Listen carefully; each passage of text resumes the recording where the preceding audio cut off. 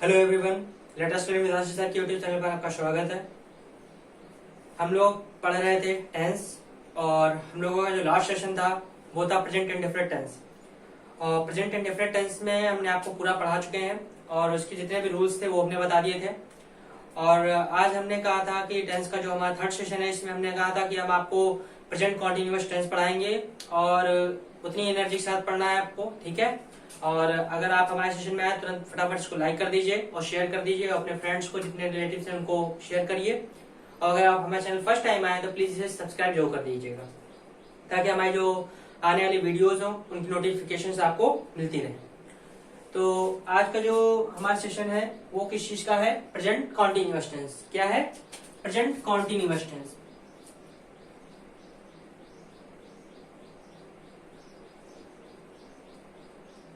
Present continuous tense. देखिए, present continuous tense आप लोगों ने नाम सुना होगा और इसके और भी एक दो नाम है जो कि मैं आपको बता देता हूं। इसका एक नाम प्रेजेंट इम्परफेक्ट टेंस भी है। इम्परफेक्ट क्यों रखा गया है? क्योंकि ऐसा समय जो अपूर्ण हो, इम्परफेक्ट मतलब वो जारी हो, कॉन्टिन्यूअस हो, it's called present imperfect tense और प्रेजेंट कॉन्टिन्यूअस टेंस। इसका एक और नाम होता है जिसे हम कहते हैं प्रेजेंट प्रोग्रेसिव टेंस। क्या कहते हैं? प्रेजेंट प्रोग्रेसिव टेंस, यानी प्रेजेंट में ऐसा काम जो प्रोग्रेस में हो, it's called present progressive tense. तो अब हम लोग इसके आगे पढ़ते हैं। सबसे पहले हम इसकी पहचान के बारे में बात कर लेते हैं कि इसकी पहचान कैसे करेंगे प्रेजेंट कॉन्टिन्यूअस टेंस। तो प्रेजेंट कॉन्टिन्यूअस टेंस की पहचान क्या होती है वो हम समझते हैं। तो यहां हम लिखते हैं पहचान। पहचान क्या है कि वाक्य के अंत में, मतलब किसी सेंटेंस के लास्ट में क्या आना चाहिए? रहा है, रही है, रहे हैं। ये इसकी पहचान होती है, ठीक है। ये इसकी क्या है? पहचान है कि वाक्य के अंत में क्या आना चाहिए? रहा है, रही है, रहे हैं। जैसे कि मैं बाजार जा रहा हूं, वो खाना खा रहा है, ठीक है, मैं तुम्हें पढ़ा रहा हूं, इस तरीके से। और अब इसमें जो छोटी छोटी चीजें हैं वो भी हम लोग समझ लेते हैं।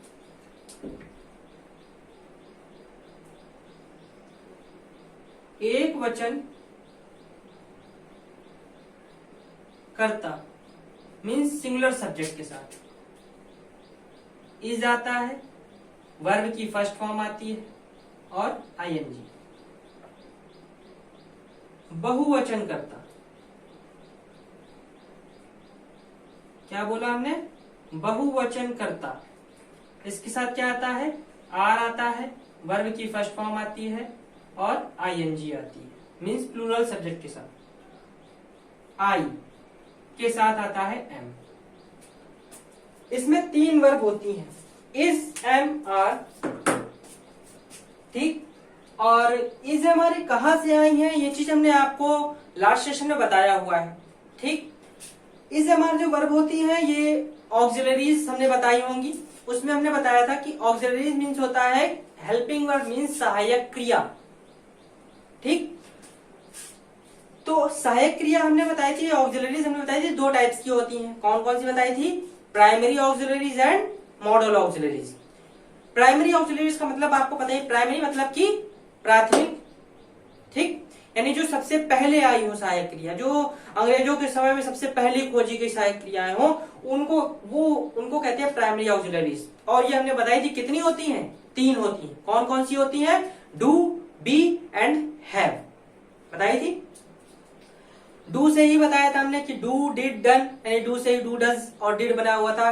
पार्टिसिपल बताए थे, present, past and past participle बताया था सब।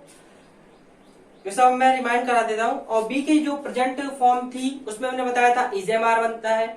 पास्ट में हमने बताया था वॉज वर्ब बनता है और पास्ट पार्टिसिपल का बीन होता है, जिसे हम वर्ब की थर्ड फॉर्म भी कहते हो। तो ये चीज थी, हमने डिफाइन कर दिया था, ठीक है। तो वहां से ये वर्ब निकली हुई है, ठीक। तो अब हम लोग आगे इनके टेंसेस में पहुंचते हैं, मतलब इनके सेंटेंसेस में पहुंचते हैं। तो सबसे पहले हमने बताया था ऑफर्मेटिव सेंटेंस बताना है। क्या बताना है हमें? ऑफर्मेटिव सेंटेंसेस।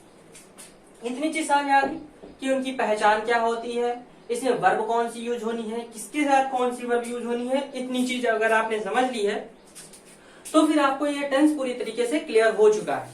क्योंकि आगे आने वाला जो रूल है वो रूल्स हम ऑलरेडी आपको बता चुके हैं। रूल्स का वही तरीका होता है, सब्जेक्ट वर्ब ऑब्जेक्ट। ओके, तो इसलिए आप इसको नोट कर लीजिए। अगर स्क्रीनशॉट लेना तो स्क्रीनशॉट ले सकते हैं।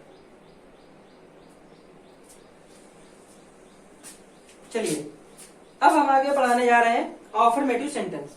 क्या बताने जा रहे हैं? ऑफर्मेटिव सेंटेंस।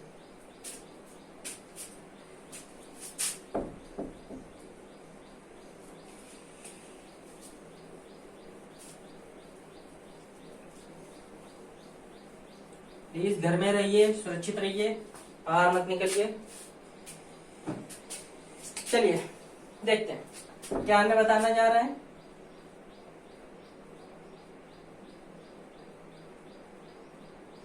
ऑफर्मेटिव सेंटेंस, जिन्हें हम क्या कहते हैं? सकारात्मक वाक्य। क्या कहते हैं? सकारात्मक वाक्य। अब देखिए इसको कैसे करें। सबसे पहले ऑफर्मेटिव सेंटेंस सकारात्मक वाक्य में इसका रूल समझ लेते हैं, ठीक। फिर इसके बाद हम एग्जाम्पल के तौर पे आपको बता देते हैं। तो इसका रूल क्या होगा? रूल है इसका, सबसे पहले क्या आएगा? सब्जेक्ट आता है, उसके बाद इज, एम, आर आता है, उसके बाद वर्ब की फर्स्ट फॉर्म आती है और इसमें आईएनजी मींस प्रोग्रेसिव फॉर्म। सीधे आप समझ लीजिए कि प्रोग्रेसिव वर्ब यहाँ यूज होनी है। कौन सी वर्ब यूज होनी है? प्रोग्रेसिव वर्ब यूज होनी है। और उसके बाद ऑब्जेक्ट और फिर अदर वर्ड्स। ओके, ये था हमारा रूल। क्या क्या हमने बताया है? Subject, is, am, are, verb की फर्स्ट फॉर्म में आईएनजी एंड ऑब्जेक्ट। ओके, अब हम इसका एक एग्जाम्पल देख लेते हैं, क्योंकि विदाउट एग्जाम्पल समझना थोड़ी दिक्कत होती है। तो हम एग्जाम्पल देख लेते हैं।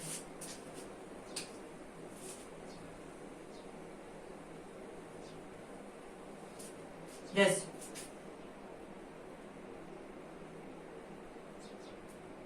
लड़के मैदान में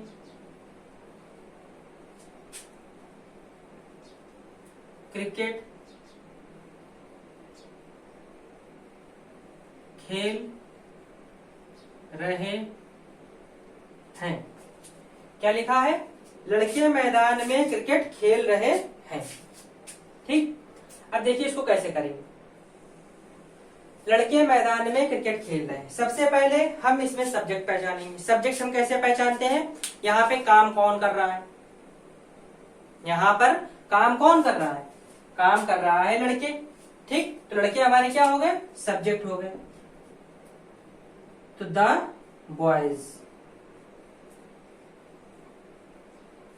बनाने का वही तरीका, सब्जेक्ट पकड़िए, सबसे पीछे जाइए और फिर done done done done done वापस। तो the boys is, am, are. हमने अभी क्या बताया? एक वचनकर्ता के साथ इच, बहुवचनकर्ता के साथ आर और आई के साथ एम। बॉयज ये एक वचनकर्ता है कि बहुवचन करता है? बॉयज हमारा कौन सा करता है? बहुवचन करता है, मीन्स प्लूरल सब्जेक्ट है। जब ये प्लूरल है तो इसके साथ वर्ब कौन सी यूज होनी है? आर यूज होनी है। मीन्स अगर आपको याद नहीं रहता मान लो, तो हम याद करने का एक सिंपल सा तरीका बता देते हैं। Singular subject plural verb, plural subject singular verb. अब आप लोग कहेंगे ये क्या आपने बता दिया। अच्छा बताइए प्लूरल हम कैसे पहचानते हैं? उसमें एस लगाते हैं। तो इज में क्या लगा होता है? एस लगा होता है। आर में क्या कुछ लगा होता है? नहीं लगा होता। तो इसलिए सिंगुलर सब्जेक्ट के साथ इज आता है और प्लूरल सब्जेक्ट के साथ आर आता है। वही चीज वॉज में होता है। वॉज में आप सिंगुलर सब्जेक्ट के साथ वॉज का यूज करते हो और प्लूरल सब्जेक्ट में के साथ वर का यूज करते हो। Same to same has have को ले लेते हैं। सिंगुलर सब्जेक्ट के साथ हैज का यूज करते हो और प्लूरल सब्जेक्ट के साथ हैव का यूज करते हो। Same to same do does में आते हैं। सिंगुलर सब्जेक्ट के साथ डज का यूज कर सकते हो और प्लूरल का यूज डू का। बताया था। तो बस आपको सिंपल सा रूल समझना है कि singular subject plural verb, plural subject singular verb. Okay, चलिए आगे देखते। द बॉयज, यहाँ पे क्या आ जाएगा, आर। क्या कर रहे हैं, खेल रहे हैं, तो प्रोग्रेसिव वर्ब क्या होगी, प्लेइंग। क्या खेल रहे हैं, क्रिकेट। कहाँ खेल रहे हैं, इन द मैदान।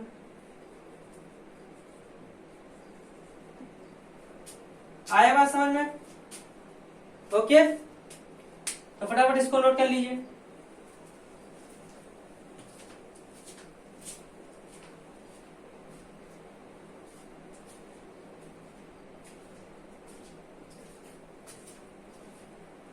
नोट कर लिया?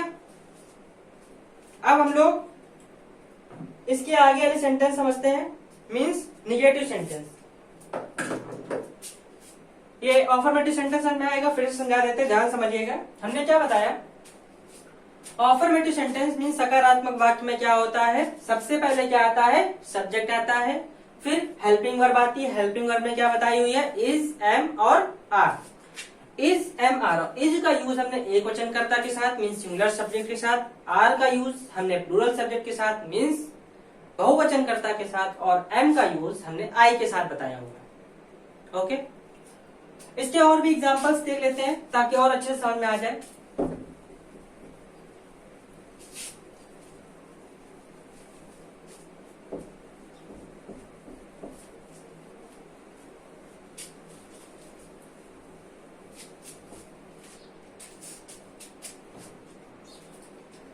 पानी की कमी नहीं होनी चाहिए।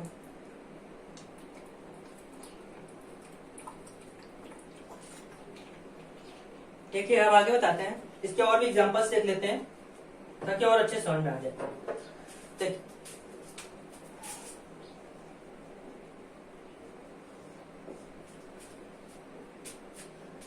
जैसे बोल दिया, माता जी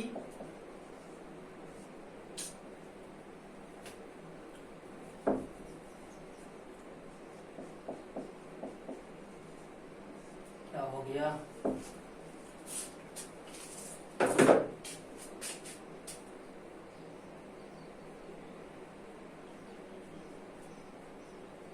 माता जी मंदिर में पूजा कर रही हैं। माता जी मंदिर में पूजा कर रही हैं। ठीक, एक और ले लिया, सोहन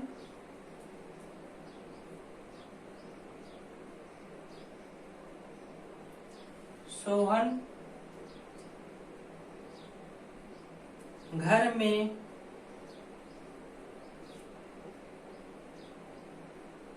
दौड़ रहा है। एक और ले लेते हैं, मैं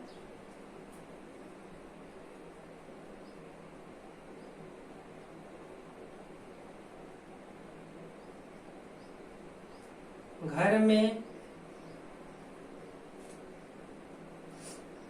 बहुत हो गया घर में, बाहर निकलते हैं, मैदान में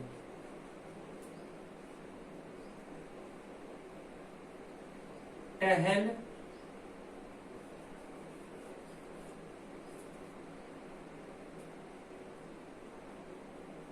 भाई के साथ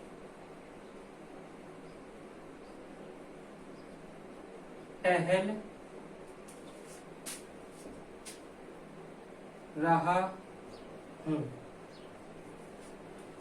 देखिए, ये हमने तीन सेंटेंसेस लिखे हैं, इनको बनाना है। सबसे पहले क्या है, माता जी मंदिर में पूजा कर रही हैं। इसको कैसे बनाएंगे, माता जी कैसा नाउन है, सिंगुलर नाउन है। माता जी की स्पेलिंग क्या होती है, मदर। ठीक, सिंगुलर सब्जेक्ट है तो इसके लिए क्या यूज होगा, इज, एम या आर। इज यूज होगा, क्या यूज होगा, इज यूज होगा। Mother is. पूजा करने की क्या होती है, वर्शिप। वर्शिप कोई प्रोग्रेसिव फॉर्म क्या होती है, वर्शिपिंग। क्या होगी? वर्शिपिंग। ठीक, कहाँ पूजा कर रही है? इन द मंदिर, तो in the temple. Okay, any problem? Mother is worshipping in the temple. Complete. चलिए नेक्स्ट देखते हैं। सोहन घर में दौड़ रहा है, इसको कैसे बनाएंगे? सोहन को पकड़ा, सिंगुलर सब्जेक्ट है, इज आएगा। क्या कर रहा है? दौड़ रहा है, यानी कि रनिंग। कहां दौड़ रहा है? In the house.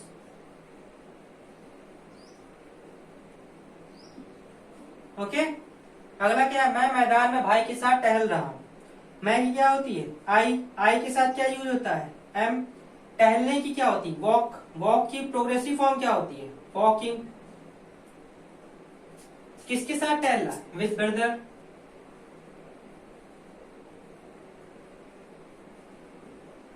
कहा टहल रहा है? इन द मैदान। आया समझ में? सारे टेंसेस समझ में आ गए? कोई दिक्कत? चलिए अब आगे बढ़ाते हैं निगेटिव सेंटेंसेस। इसकी बात करते हैं निगेटिव सेंटेंसेस कैसे बने। अगर सेशन अच्छा लग रहा हो तो फटाफट इसको लाइक कर दीजिएगा बिना किसी देरी के।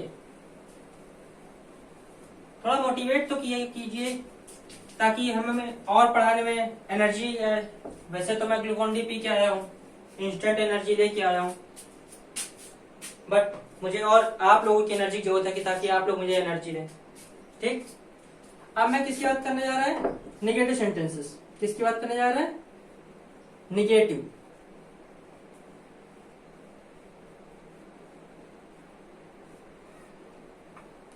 देखिए निगेटिव सेंटेंसेस क्या होते हैं। निगेटिव सेंटेंसेस मीन्स नकारात्मक वाक्य। तो नकारात्मक वाक्य के लिए रूल क्या होगा वो देखते हैं।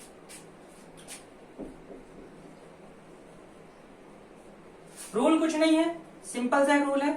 Subject plus is, am, are और इसके बाद नॉट, क्योंकि हमने बताया हुआ है not is an negative adverb. Not is a negative adverb, एक निगेटिव एडवर्ब है, इसलिए वर्ब के पहले यूज होता है। वर्ब इसके बाद क्या आएगा? वर्ब आएगी जो मेन वर्ब होती है और उसकी प्रोग्रेसिव फॉर्म आएगी और फिर ऑब्जेक्ट आएगा। ठीक है, अब इसके बाद कुछ एग्जांपल्स ले लेते हैं। जैसे एग्जांपल ले लिया,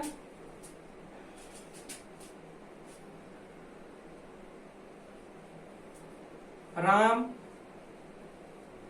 और श्याम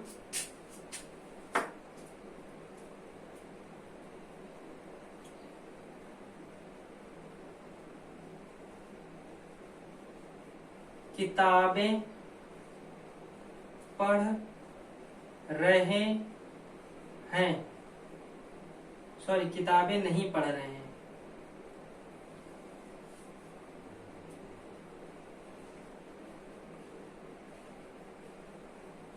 निगेटिव है ना? ओके, दूसरा ले लेते हैं।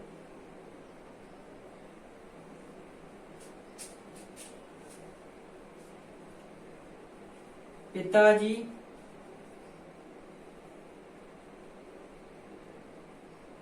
अखबार नहीं पढ़ रहे हैं। गलत बात, पढ़ना चाहिए। कोरोना की जानकारी कैसे मिलेगी? ठीक, देखिए बना लिखा है राम और श्याम, तो इसका क्या बनेगा? राम एंड श्याम। पंक्चुएशन का बहुत ध्यान रखिएगा। कोई भी हम प्रॉपर नाउन लिखते हैं तो हमेशा कैपिटल लेटर्स लिखते हैं। तो राम एंड श्याम, यहाँ प्लूरल हो गया, दो है यानी प्लूरल है। प्लूरल क्योंकि इंग्लिश हिंदी ग्रामर में तो 3 वचन चलते हैं, एक वचन, द्विवचन, बहुवचन। लेकिन इंग्लिश ग्रामर में सिर्फ 2 चलते हैं, एक सिंगुलर एक प्लूरल। मीन्स एक वचन और बहुवचन। उसमें द्विवचन मतलब दो वचन कुछ होता ही नहीं है, ठीक है। दो वचन यानी कि बहुवचन। चलिए आगे देखिए, तो राम एंड श्याम दो है यानी कि अब प्लूरल हो गया, तो यहाँ पे क्या आएगा आर, और इसके बाद क्या आना है नॉट, क्या करना है पढ़ रहे हैं तो रीडिंग, ठीक, क्या नहीं पढ़ रहे हैं बुक्स, कंप्लीट। नेक्स्ट देखते हैं, पिताजी अखबार नहीं पढ़ रहे हैं तो पिताजी की क्या होती है भाई फादर, ठीक। सिंगुलर है तो इज, नॉट पढ़ने की क्या होती है read, newspaper. Father is not reading newspaper. आ गया समझ में। नेक्स्ट देखते हैं, नेक्स्ट में क्या है इंट्रोगेटिव सेंटेंसेस। अगर आपको कहीं भी कोई भी प्रॉब्लम आ रही हो, कोई भी प्रॉब्लम किसी भी टेंस को लेकर के आ रही हो, तो आप हमें टेलीग्राम पे हमारे चैनल के साथ जुड़ करके हमें आप कमेंट कर सकते हो, नहीं तो आप किसी पे ही यूट्यूब पे ही कमेंट कर सकते हो, नहीं तो आप हमारे व्हाट्सएप ग्रुप के साथ जुड़ सकते हो। हमारा व्हाट्सएप नंबर हमने दे रखा है और इंस्टाग्राम लिंक भी दे रखी है, तो आप जिस पे चाहो उस पे जुड़ करके आप हमें कमेंट करके अपनी जितनी भी प्रॉब्लम्स है, जितने भी इश्यूज हैं वो आप सॉल्व कर सकते हो, ठीक है। तो हम बात करने जा रहे हैं इंट्रोगेटिव सेंटेंसेस की। तो इंट्रोगेटिव सेंटेंसेस हमने कल भी बताया कितने टाइप के होते हैं, दो टाइप के होते हैं। कितने टाइप के होते हैं, दो टाइप के होते हैं इंट्रोगेटिव सेंटेंस। यहां पे हम फर्स्ट टाइप की बात करने जा रहे हैं, ठीक है। फर्स्ट टाइप यानी कि स्टार्ट विथ हेल्पिंग वर्ब, ठीक है। ये किससे स्टार्ट होगा, हेल्पिंग वर्ब से स्टार्ट होगा। देखिए इसका रूल, हेल्पिंग वर्ब से स्टार्ट होगा यानी कि सबसे पहले क्या आना है इज, एम, आर, फिर क्या आएगा सब्जेक्ट, फिर क्या आएगा वर्ब की फर्स्ट फॉर्म और प्रोग्रेसिव फॉर्म, और उसके बाद ऑब्जेक्ट, ठीक है।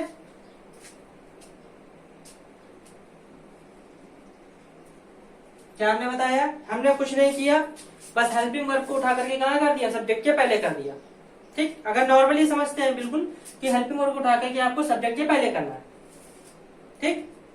देखते हैं अभी इसका एग्जांपल देखते हैं। एग्जांपल है जैसे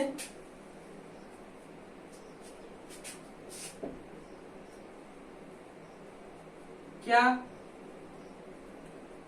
रमन खाना खा रहा है, हमें तो नहीं पता।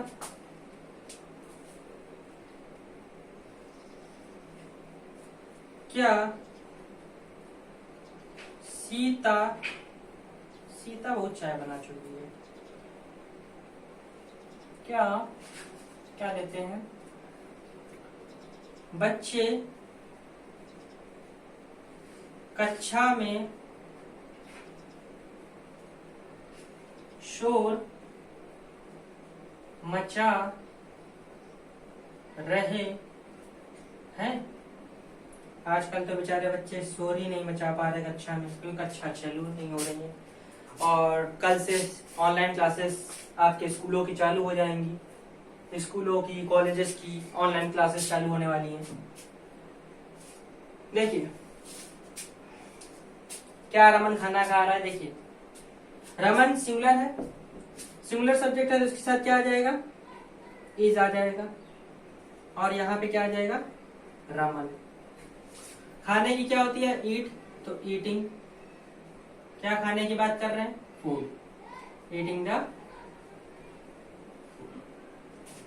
क्वेश्चन मार्क, ये लगाना ना भूलें। बच्चे सिंगुलर है कि प्लूरल है, प्लूरल है, तो यानी कि यहाँ पे क्या आएगा आर, बच्चे हैं तो आर द चिल्ड्रन,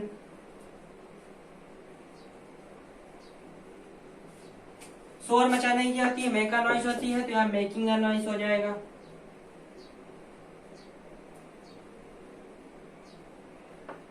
कहाँ की बात कर रहे हैं? इन द कक्षा, यानी कि in the class.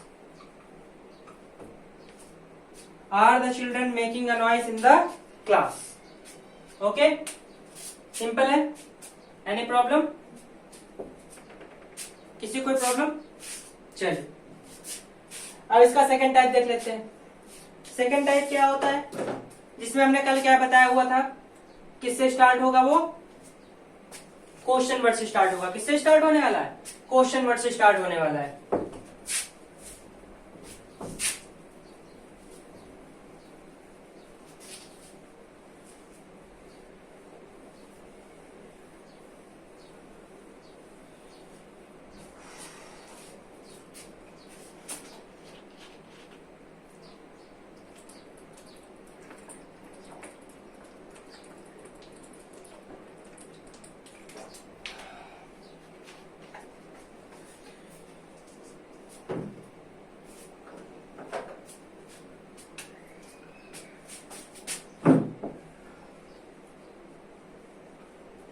Second type, ये किससे स्टार्ट होने वाला है? क्वेश्चन वर्ड से। ठीक है, सीबीएसई बोर्ड वाले ध्यान समझ ले। आपको अगर इसमें ज्यादा से ज्यादा, हम इसलिए सिर्फ टेंस पढ़ा रहे हैं ताकि इस टेंस के जरिए आपको एक्टिव, पैसिव और डायरेक्ट इनडायरेक्ट में कोई प्रॉब्लम ना फेस करनी पड़े। यानी कि आप टेंस के सारे हेल्पिंग वर्ब्स को पहचान सके। किस टेंस में कौन सी हेल्पिंग वर्ब यूज होती है, वर्ब की कौन सी फॉर्म यूज होती है, ये चीज आपको पता होना बहुत जरूरी है। क्योंकि अगर आपको टेंस में यही नॉलेज नहीं है कि किस टेंस में कौन सी हेल्पिंग वर्ब यूज हो रही है, तो आप एक्टिव, पैसिव, डायरेक्ट इनडायरेक्ट में यही नहीं पहचान पाओगे कि ये किस टेंस का है और इसको किस में बदलना है। ठीक, क्योंकि एक्टिव से पैसिव बनाते समय आपको टेंस ही चेंज करने होते हैं और डायरेक्ट से इनडायरेक्ट बनाते समय भी टेंस ही चेंज करना होता है। और अगर आपको हेल्पिंग वर्ब की नॉलेज ही नहीं है तो आप उसको चेंज ही नहीं कर पाओगे। इसलिए जो भी चीजें हम बता रहे हैं तो उसको ध्यान समझिएगा कि हेल्पिंग वर्ब, कौन सी हेल्पिंग वर्ब किसके साथ यूज होती है। ठीक है, इसीलिए हम बिल्कुल उसको बेसिक नॉलेज दे दें ताकि आप ये कभी ना भूलोगे इसके बाद हेल्पिंग वर्ब कौन सी यूज होनी है। हमने तभी ऑक्सिलरीज के बारे में बता दिया, उसको डिफाइन कर दिया कि कौन सी ऑक्सिलरीज किसके साथ यूज होनी है। ठीक है, अब इसके बाद बताने जा रहे हैं स्टार्ट विद क्वेश्चन वर्ड। तो क्वेश्चन वर्ड से स्टार्ट होने वाले देख लेते हैं। रूल समझ लेते हैं सबसे पहले। तो रूल कुछ नहीं है, जैसे अभी आपने पिछला रूल पढ़ा है उसे बस आगे क्या लग जाना है, क्वेश्चन वर्ड। ठीक है, और उसके बाद आपका इज एम आर और सब्जेक्ट, और फिर इसके बाद वर्ब की फर्स्ट फॉर्म और उसमें आईएनजी और फिर ऑब्जेक्ट। Any problem? देखिए अब इसका एग्जांपल देख लेते हैं।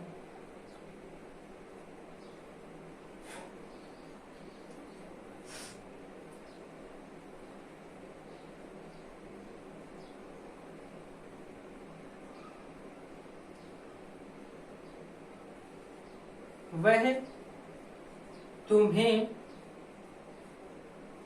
क्यों मार रहा है?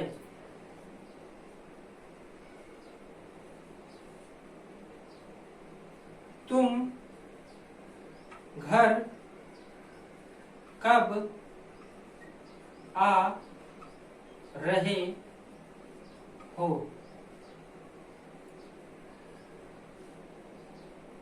देखो, वह को इंग्लिश में क्या कहते हैं? ही।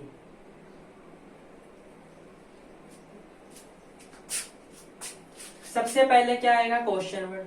क्वेश्चन वर्ड यानी कि क्यों। क्यों को इंग्लिश में क्या कहते हैं? वाई।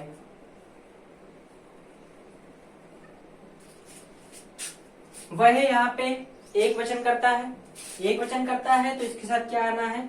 इज। वह की क्या होती है? ही। मारने को क्या कहते हैं? बीट, और इसमें आईएनजी, बीटिंग। किसको मारने की बात कर रहे हैं? तुम्हें, तो beating you. Why is he beating you? Okay, अगला देख। तुम घर कब आ रहे हो, कब की क्या होती है, व्हेन। तुम एक प्लूरल सब्जेक्ट है, प्लूरल प्रोनाउन है, पता होगा, हमने 7 प्रोनाउंस बताए हुए हैं, 3 सिंगुलर होते हैं, 3 प्लूरल होते हैं, और आई जो होता है वो प्रेजेंट में प्लूरल होता है, पास्ट में सिंगुलर होता है, बताया हुआ है। ये हमने प्रोनाउन में पूरा पढ़ाया हुआ है, अपना प्रोनाउन के सेक्शन में जाके पूरा देख सकते हो।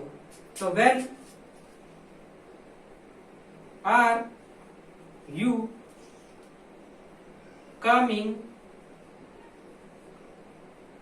To home, when are you coming to home,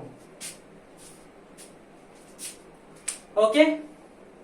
या कमिंग होम भी लिख सकते हो, टू की जरूरत नहीं है, घर की ओर भी कह सकते हो, घर भी कह सकते हो, कोई प्रॉब्लम नहीं।